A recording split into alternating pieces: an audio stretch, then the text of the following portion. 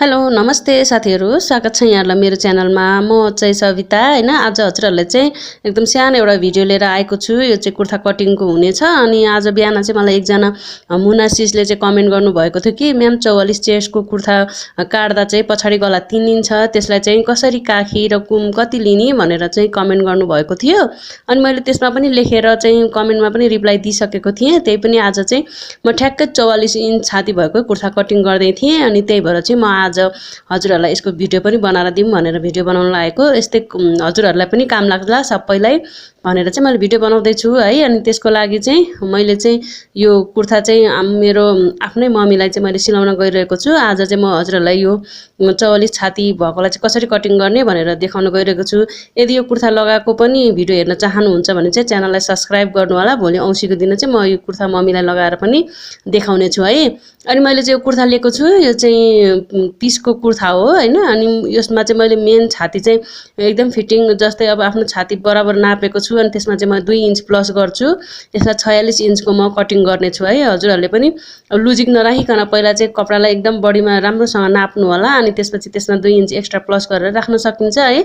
नाप्ने तरिकाको पनि मैले भिडियो बनाएको छु, हेर्नु भएको छैन भने चाहिँ त्यो पनि भिडियो हेर्नु होला। अनि यसरी 44 छाती नाप्दाखेरि चाहिँ अब 7.5 इन्च चाहिँ मैले तिरा राखेको छु। अनि 7.5 इन्च काखी सेप राखेको छु। यसमा चाहिँ म 4 देखि 5 इन्चको गला पनि खोल्न सकिन्छ हैन। 3, 4, 5 यतिको गला खोल्न सकिन्छ। अनि मैले चाहिँ एउटा यहाँनिर 7.5 इन्च चाहिँ कुम लिए। अनि 7.5 इन्च यसको काखी पनि लिए। अनि त्यसपछि यसलाई यसरी लाइन तान्दिएँ, सिधा लाइन। अनि त्यसपछिबाट यहाँ यो तानिसकेपछि यहाँ पनि त्यति नै एउटा लाइन तान्ने 7.5 इन्च। अनि यो लाइनलाई पनि यसरी मिलाइदिने, माथि कुमको लाइनसँग मिलाइदिने है, यसरी नै। अनि यसरी लाइन मिलाइसकेपछि फेरि हामीले यो 44 छाती 46 छाती भएकोलाई फेरि हामीले कलरवाला कुर्ता काट्नु पर्यो भने चाहिँ फेरि अलि बढी राख्नुपर्छ है। यो चाहिँ गला खोलेको भएर। अनि आफ्नो छातीलाई चाहिँ मैले यहाँ 11.5 इन्च राखेँ। 46 इन्चलाई 4 भाग गर्दा चाहिँ 11.5 इन्च आयो। अनि त्यसमा 1.5 इन्च प्लस गरेँ। अनि त्यसपछि कम्मर लम्बाइ चाहिँ आफूले कति नाप्छ त्यही अनुसार राख्नु। म चाहिँ यहाँ पहिला काखी राख्ने छु। काखीलाई चाहिँ यसरी यो इन्ची टेप यसरी बीचमा राख्ने। अनि यसरी बीचमा राखिसकेपछि यहाँनिर चाहिँ 1.5 इन्च एक्स्ट्रा यहाँनिर 1.5 इन्चमा चिन्ह लगाउने। अनि यसरी हल्का गोलाई आकारमा सेप दिने। यो 1.5 इन्च चाहिँ हामीले पछाडिपट्टि कुर्ताको लागि यो काखी भाग राखेको है, यसरी यो काखी सेप। अनि अगाडिपट्टिको लागि चाहिँ फेरि हल्का भित्र छिराएर यसरी काखी सेप दिने। अगाडिपट्टिको चाहिँ यसरी भित्र छिराएर दिने भने बाहिरको चाहिँ 1.5 इन्चमा दिने। यो काखी सेप भयो। अनि यहाँ चाहिँ हामीले हाफ इन्च तल झार्नुपर्छ है हल्का। अनि गलाको चौडाइ पनि कति राख्ने भनेर सोध्नु भएको थियो मुनासिस। हजुरले चाहिँ कपडामै गला कटिङ गर्नुहुन्छ, कपडा काटेर सिलाउनुहुन्छ भने चाहिँ 2 इन्च 75 राख्नु। 2.75 3 इन्चमा थोरै 2 सुत जति कम राखेर सिलाउन राख्नु यसरी हैन। यदि बक्रममा कटिङ गर्नुहुन्छ, पेपर पेस्टिङमा कटिङ गरेर सिलाउनुहुन्छ भने चाहिँ 3 इन्च राख्नु है। यसरी नै राख्नु होला। मैले गला कटिङ र सिलाउने तरिका पनि मैले थुप्रै भिडियोहरू अपलोड गरेको छु, हेर्नु होला। अनि मैले 14 इन्च चाहिँ मेरो कम्मर लम्बाइ राखेँ। 14 इन्च कम्मर लम्बाइ राख्ने। अनि कम्मर लम्बाइ पनि आफ्नो कति आउँछ नापमा त्यसलाई 4 भाग गरेर चाहिँ कम्मर लम्बाइ राख्ने हैन। मेरो चाहिँ 40 इन्च छ कम्मर। अनि त्यसमा चाहिँ हाफ इन्च प्लस गरेर मैले यहाँ त्यसलाई 4 भाग गर्ने 10 मा। अनि 10.5 राख्ने। अनि 1.5 इन्च एक्स्ट्रा भाग राख्ने है यसरी। अनि हिप लम्बाइ 20 इन्च राख्ने। अब हजुरहरूको चाहिँ कपडा सिलाउने मान्छे चाहिँ अग्लो हुनुहुन्छ भने चाहिँ 21 इन्च 22 इन्च पनि राख्न सक्नुहुनेछ।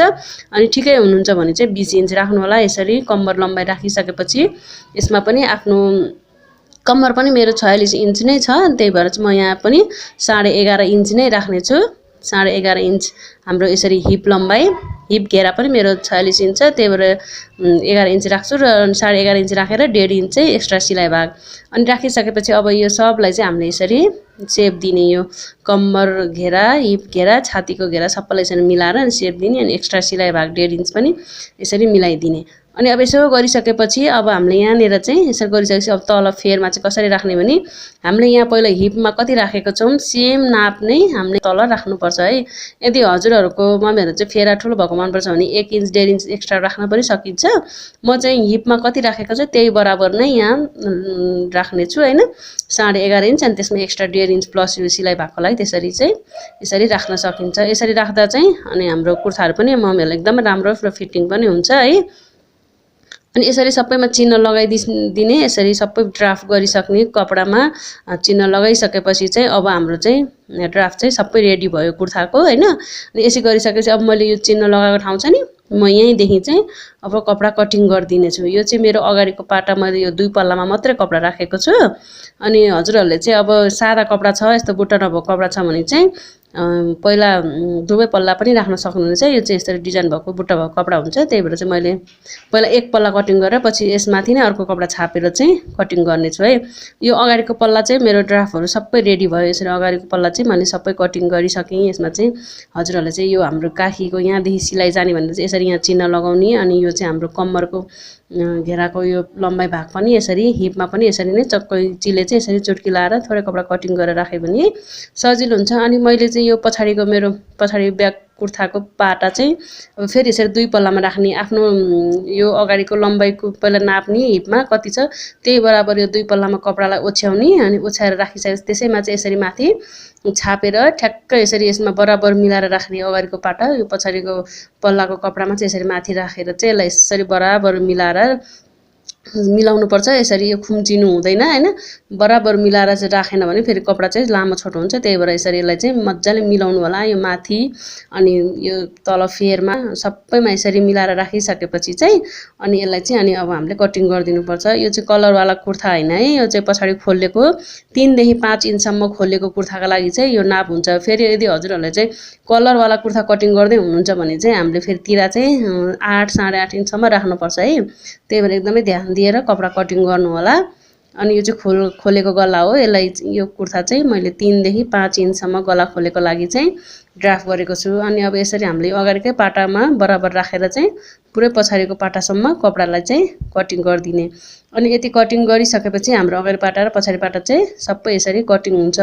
अनि कटिङ भइसकेपछि अब यो हाम्रो पछाडि पाटा छ, यसलाई पनि यो अगाडिको पाटालाई सँगै राखेर यो काखीहरूमा चाहिँ पछाडिको पाटामा पनि चिन्ह लगाइदिने, यसरी सबैतिर चाहिँ कटिङ गरिदिने है। अब यसरी कटिङ गरिसकेपछि हाम्रो कुर्ता चाहिँ रेडी हुन्छ। कुर्ता कटिङ गरेर अगाडि पाटा पछाडि पाटा चाहिँ हाम्रो सिम्पल सजिलो तरिकाले चाहिँ कटिङ भयो।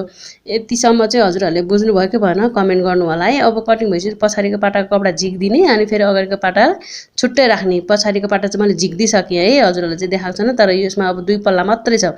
अब 2 पल्ला राखिसकेपछि अगाडि पाटाको चाहिँ यो हामीले पछाडि पाटा झिकिसकेपछि अगाडि पाटाको मात्रै यो काखी चाहिँ यसरी कटिङ गरिदिनुपर्छ। पछाडि पाटाको चाहिँ फेरि राखेर सँगै कटिङ गर्नु हुँदैन, हाम्रो कपडा चाहिँ बिग्रिन्छ। फेरि यो चाहिँ अगाडि पाटामा मात्रै काखी सेप यसरी दिनुपर्छ है। यो चाहिँ एकदमै ध्यान दिनु। हजुरहरूले चाहिँ पछाडि पाटाको नि काखी फेरि यति धेरै काट्नुभयो भने त हजुरहरूको कपडा चाहिँ एकदमै बिग्रिन्छ, फेरि मिलाउनलाई एकदमै गाह्रो हुन्छ। त्यही भएर मैले चाहिँ अब पछाडि पाटा झिकेँ, अनि अगाडिको पाटालाई चाहिँ यसरी काखी मिलाएँ। यो चाहिँ मेरो पछाडिको पट्टिको पाटा हो। अनि मैले यसमा आज कटिङ मात्रै देखाएको छु, अनि मैले सिलाएको चाहिँ देखाएको छैन। अनि सिलाइसकेपछि यो कुर्ता चाहिँ यस्तो भयो। अब लगाएको भिडियो हेर्नुहुन्छ भने चाहिँ च्यानललाई सब्स्क्राइब गरिराख्नु होला। धन्यवाद।